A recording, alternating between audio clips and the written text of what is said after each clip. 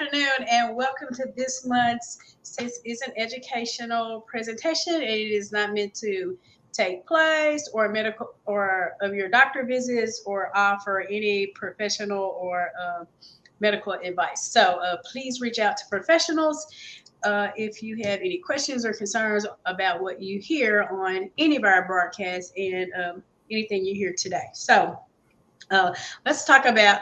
I'm Carolyn Berry. I should say that first. Executive Director of Alzheimer's Arkansas. Alzheimer's Arkansas, we provide support, education, and resources to caregivers across the state, especially those dealing with Alzheimer's and dementia. But if you are taking care of a senior and you need resources, please do not hesitate to contact us because there may be resources for you as well. So some great things going on in Alzheimer's Arkansas. And the great thing about that is we provide lunch and learns. So right now in Little Rock, we have lunch and learns in Little Rock, Conway, and Hot Springs. We will have one in Mountain Home on August the 31st. Our Little Rock one is every first Wednesday. Conway every second Wednesday, and Hot Springs every third Wednesday. If you want more information, please go to our website.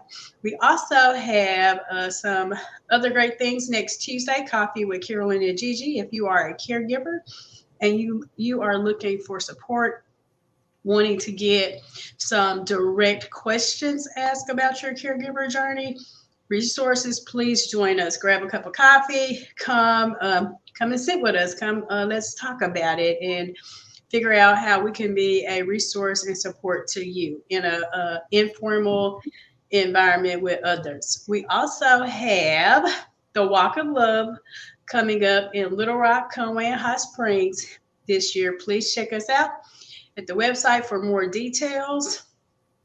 We have a lot of stuff. In Jonesboro, come see me Saturday, January the 27th at the H2O Go Fun Run. It is going to be a great time. It is a water event. It is a 2-miler. It's a great event for the family. Water guns and a great time. So bring your family out and help raise funds for Alzheimer's Arkansas. We also have the Hope Caregiver Workshop on Thursday, September the 29th. We have a room full of resources as vendors come out and meet with some great providers as you are on your caregiver journey. We have some great topics to help you educate you on your caregiver journey. So please come out. The address and all the information is on the website, and you can call the office as well or check out our Facebook page. Again, the Walk of Love, September the 30th, 5 o'clock. We need your support. We only can help and do the things we do with you.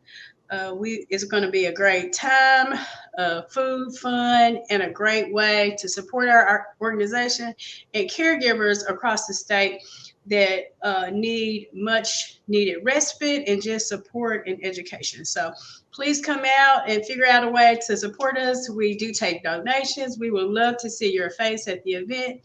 Get a team together, raise some money, and help us at the Walk of Love at the zoo. Free admission. We do ask for a donation, but please come out and support Alzheimer's Arkansas as we support caregivers across the state. I think that's the last announcement for now, but today we're going to talk to Joe Phillips. He is the BSLM Behavioral Health Program Director at Chambers Memorial Hospital. So we're going to have a little conversation with him today and become educated. Hey, Joe, how are you? Good afternoon. How are you, Carolyn? I'm really, really good. I'm so glad to see you this afternoon. I think this is the first time we've ever done this particular session. So I'm excited to hear about behavioral health and how it could possibly help those who are having family members struggling and understanding like what behavioral health is. So this is really a important conversation. At the bottom, Joe's contact information is rolling by on the banner. You can also reach out to Chambers or at Alzheimer's Arkansas if you have any questions or concerns that we can help you about getting information about behavioral health. So I guess one question to start off with is like, what is behavioral health? Yeah.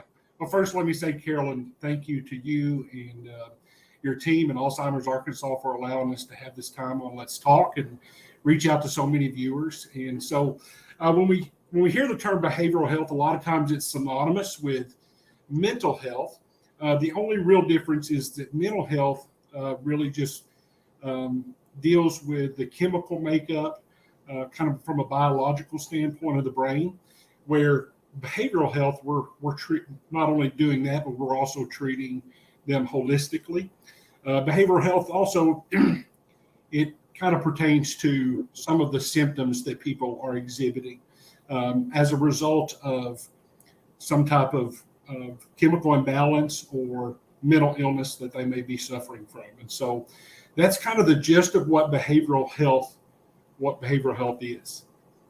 So that brings me to a question because I often think like a caregiver and would when I hear like your definition, why would I, as a caregiver whose loved one has dementia or Alzheimer's, reach out to Behavioral Health because they do not have a mental illness? So, what's that clicking point or that information that a caregiver would need to say, this may be something I should consider? Oh, absolutely. That's a great question. And so, um, Alzheimer's is, as we all know, it's a very very difficult disease to watch, and we know from experience that the more people can be kind of regimented in their day and stick to a schedule, that they're going to have less likelihood of having disruption and having any type of behaviors. But sometimes life happens, and so it could be some type of event where the patient, their routine is knocked off, and all of a sudden now they're exhibiting behaviors, more confusion, maybe some aggressive combativeness, things like that that maybe they didn't see it, they haven't exhibited in the past being home. And I just think that's a good time for the caregivers to reach out to their doctor, or if if they're to a point where they're a danger to themselves with their aggression or combativeness, that they get to an emergency room if possible, just so that they can get into the right place for treatment. And we have some great geriatric psychiatrists in this industry. I know them all over the state that do a really good job of helping those seniors that you know maybe in the past they've functioned well at home with a caregiver. That's always the very best. That's the very best if they can be at home with a caregiver, a good schedule, a good regimen of their day. It always is better. But one of the things that I think I shared this in an email not too long ago is one of the stigmas is we got to, I think it's important that we view mental illness and behavioral health the same way that we do any other type of physiological condition that someone may have. A cardiologist is who would see someone that has a heart condition, and you would send a patient to a neurologist if they're having problems, functioning in their some cognition problems. But when it comes to mental illness, there are professionals out there, and that's what we do. None of this is ever to see or to boost the referrals. It's really just to communicate and educate caregivers that there's only so much that can be done in the home, and it's okay. I mean, the stigmatism to behavioral health, I mean, it's being lifted every day, and I think that's one of the challenges that we face. So you kind of touched on one of my next questions is so what is the criteria to Okay. that fits, like some of the basic criteria that fits? Because I know you just don't take anyone. There has to be a certain criteria. Absolutely, and this is not an extensive list. These are just a few of the things that we look for when we're doing our intake. So, if someone calls or if we get a fax and someone's just curious if this is the right place, we first start by getting just some demographic information, making sure for our program, making sure that they meet the age criteria. I mean, it doesn't make sense to bring, a 40 or 50-year-old in for treatment when you have primarily 80 to 90-year-olds. It's just not a therapeutic environment. So that's one of the things that we look at. But on our assessment, during our assessment and our evaluation process, we're just seeing what's been transpired in the last 24 to 48 hours. Is there verbal aggression? Is there physical aggression? Are they eating?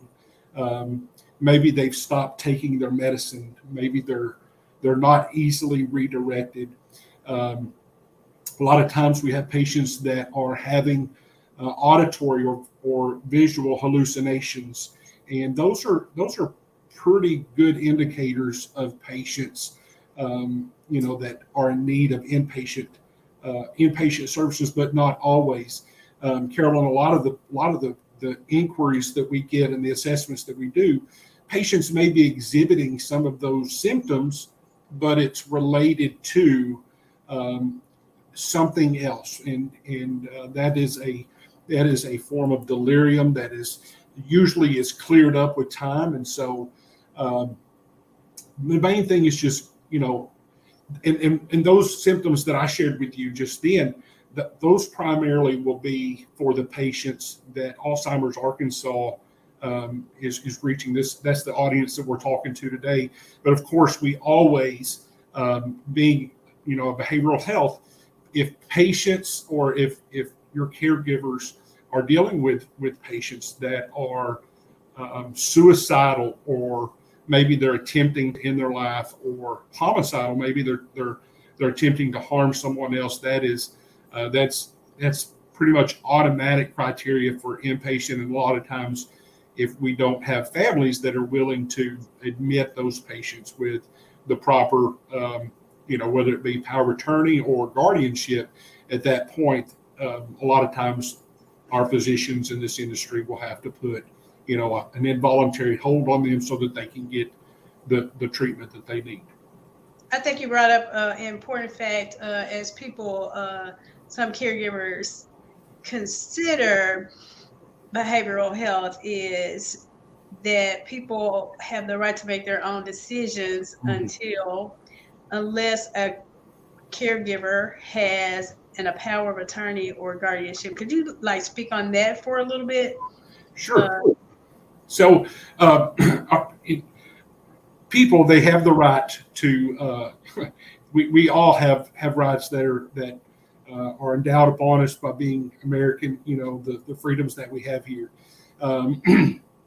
And I have seen a few cases where we have geriatric patients that do not have a power of attorney. And at that point, it's we utilize the Arkansas surrogate law. I don't have that information directly in front of me but basically the Arkansas surrogate law says that if a patient if they lack capacity and the physician is deemed that they're not safe to themselves or others to make, good cognitive choices about their health and their well-being, that at that point a surrogate, a designated surrogate, and it falls into line and family that have the opportunity to step in and make those decisions.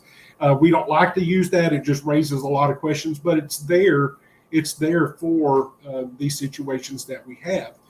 We encourage so many families when we're doing our community education, when we're talking to people before they reach that point. And I've even spoke to my own parents about this. Start now while you still are able to make those decisions, and decide who's going to make the decisions for you, and make sure that they're in agreement and know what your wishes are. So a power of attorney is obviously a viable option for patients, and especially for caregivers if they know who that power of attorney is, and that patient is deemed incapacitated or to the point where the physician feels they're not safe to make their own decision. And the last one is guardianship, and that's kind of the extreme.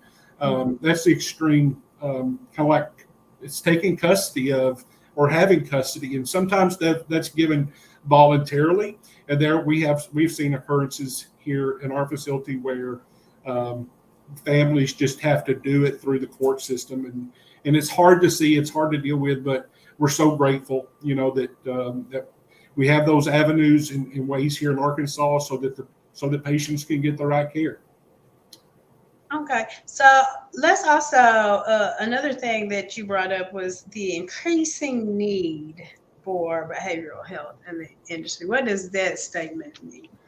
Well, I've been in behavioral health here in Danville for 3 years, and I was in behavioral health at another facility for about 3 years. And in between that time, I worked in long-term care.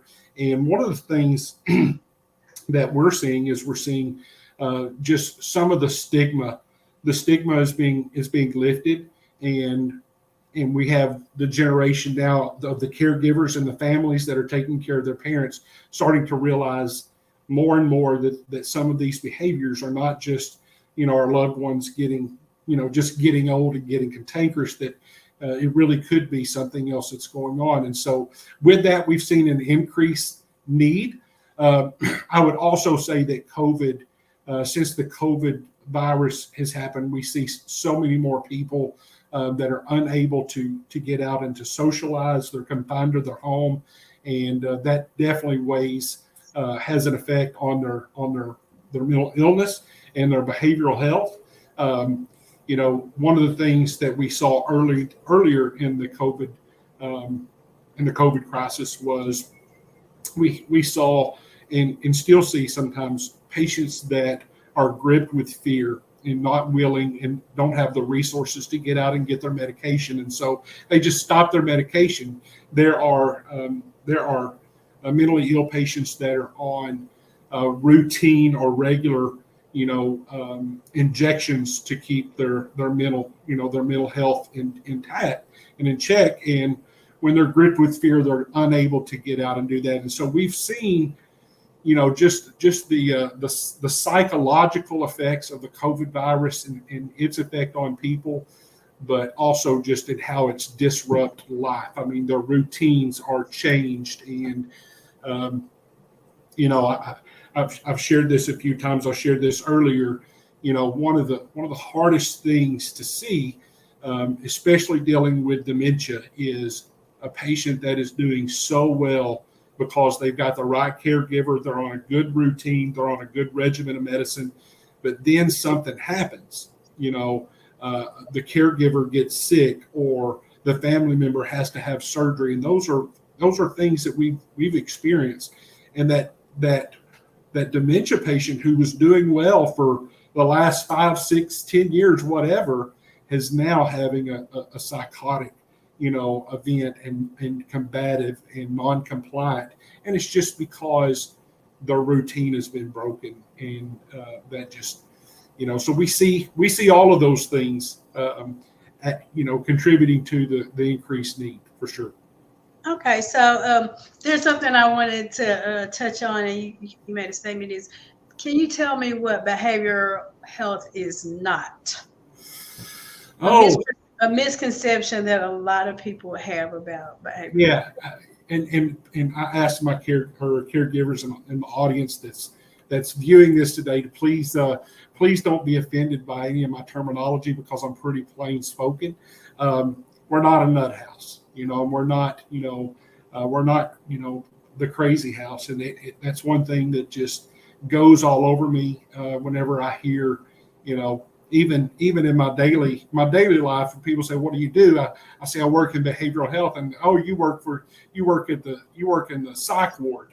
Those are things that really just kind of fuel that stigma that's been around for years. So we're not a unit full of crazies here, and we treat behavioral health. It's not a place where people come and they're put in a jerry chair and they're snowed under with a bunch of medications. It happens. In every behavioral health unit that you talk to will tell you that because patients respond differently to these different kind of medications that are introduced into their system, that sometimes they do reach a point where they're snowed or over medicated, and it happens, but that's not who we are. It's not what we are. we treat the whole person from the moment that assessment and evaluation begins. We are learning about that patient, what kind of work they used to do, what kind of their favorite food, about their family. So we want to treat the whole person. Behavioral health, it's not the psych ward that you see on some movies that have depicted it in such a bad way.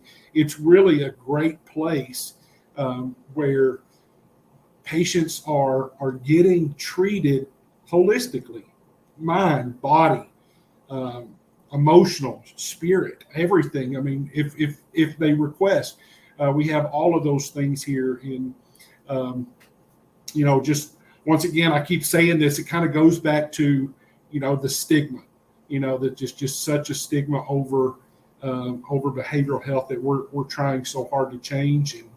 And one of the, just a testament to who we are. And once again, I don't possess that we're any better than, I'm partial to our unit, but I know that there are a lot of great units out there.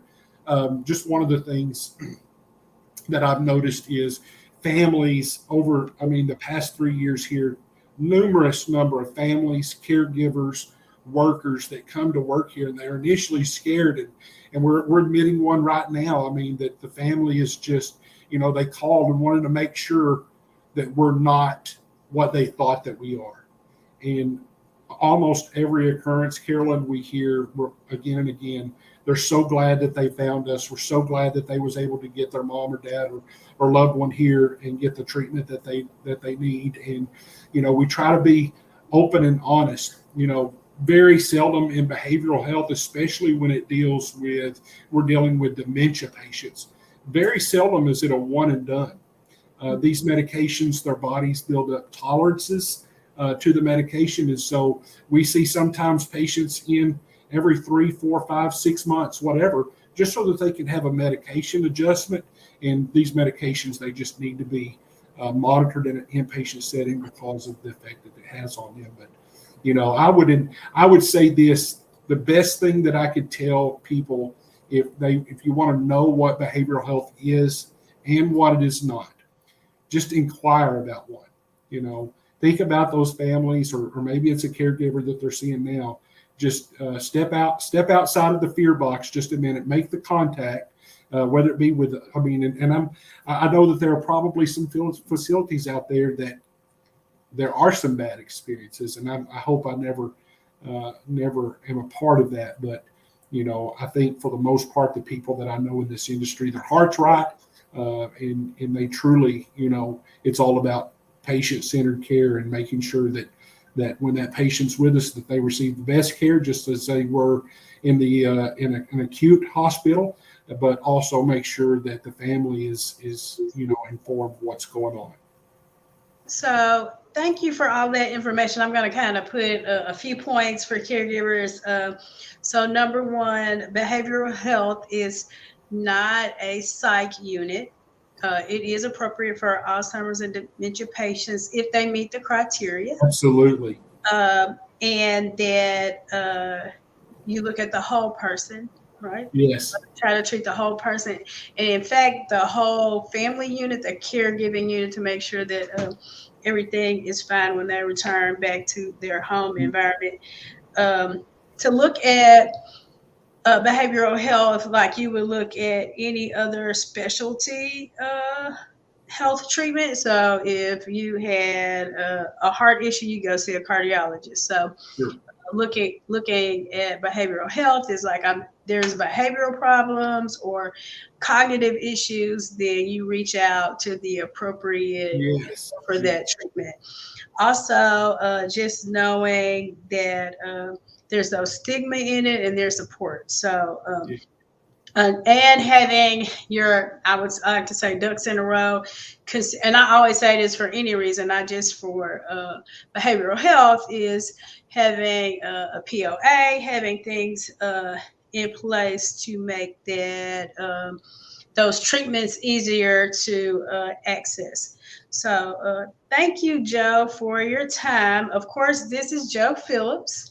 He's at Chamber Memorial in Danville, providing great education on what to consider consider behavioral health for in your caregiving experience, because it does get difficult and things change, and sometimes we need help and we don't know where to go. So you can reach out to him. His number is 479-495-4614. Of course, you can find him on our Facebook page. You can call our office, and of course, you can call Chambers there in Danville, right?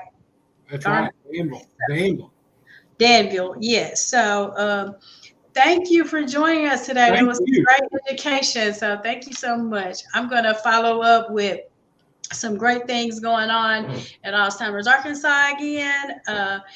We are accepting CareLink support grant applications. Of course, that's for the 6 central counties of Central Arkansas. We are also accepting the Dementia Caregiver Respite Grant, which is for the entire state of Arkansas. So if you are taking care of someone with a dementia in the state of Arkansas, you could possibly qualify for a $500 respite grant. And we have those funds available right now as I am speaking. What else do we have going on? Oh, you can go to our website and find information about our caregiver grants. Again, if you want any information, all of our events are on Facebook. Of course, you can go to our website at alzark.org. And until next month, let's talk. Give me a call. I'm Carolyn Berry, Executive Director of Alzheimer's Arkansas.